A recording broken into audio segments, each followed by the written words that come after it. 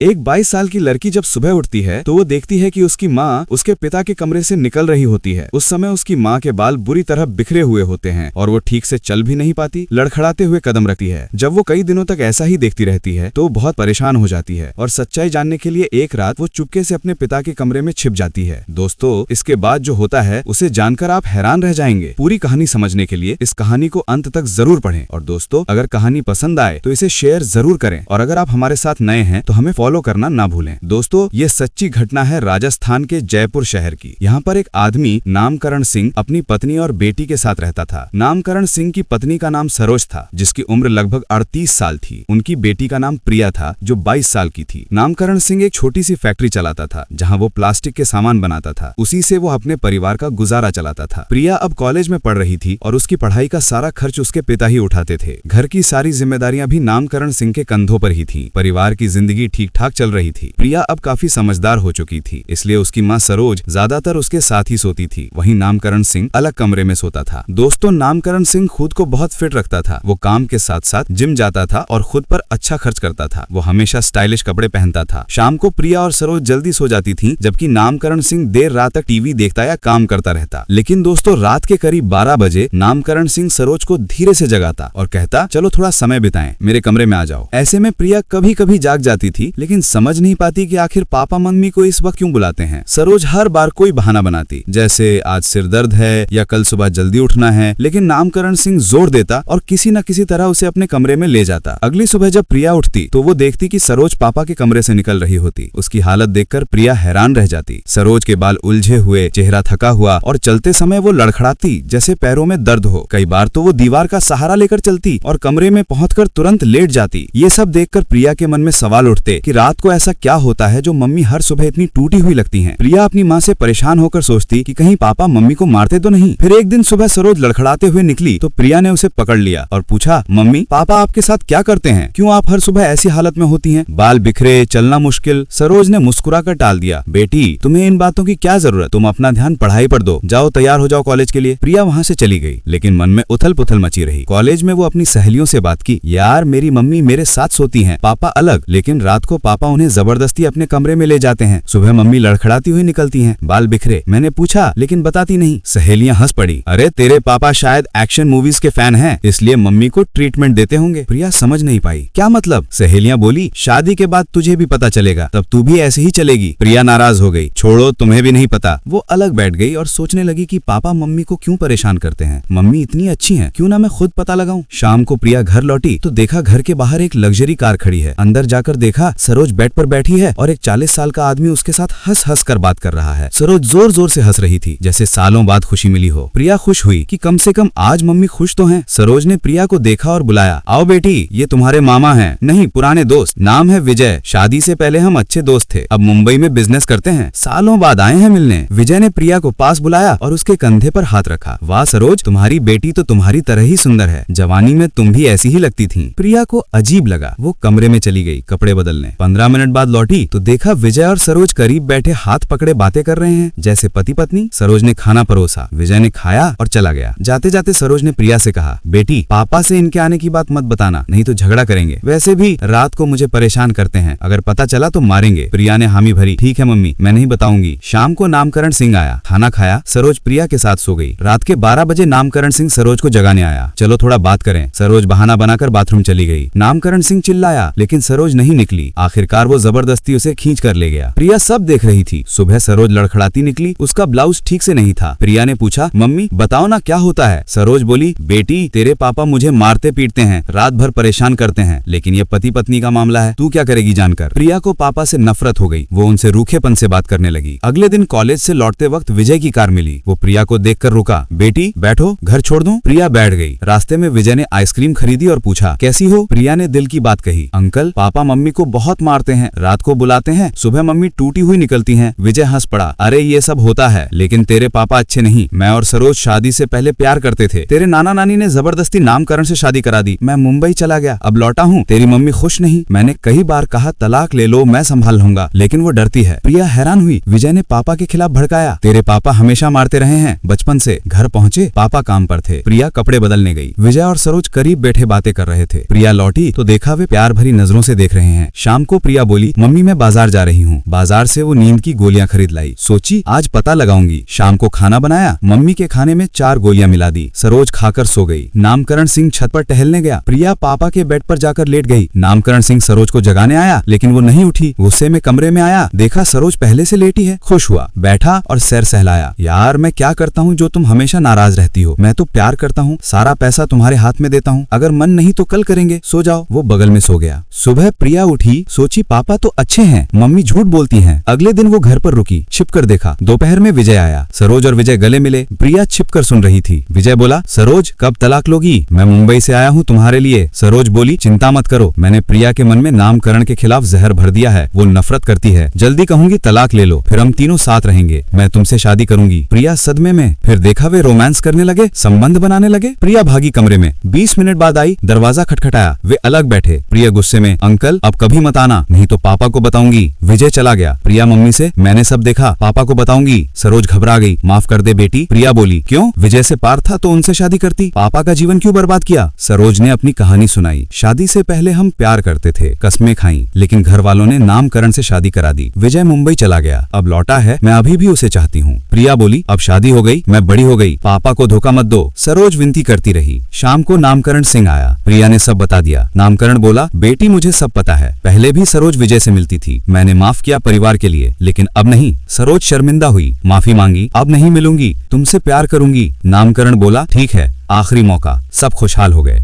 दोस्तों, इस कहानी का मकसद किसी को ठेस पहुंचाना नहीं, बल्कि जागरूक करना है। परिवार में विश्वास जरूरी है। कहानी कैसी लगी? शेयर करें, फॉलो करें। धन्यवाद। जय हिंद।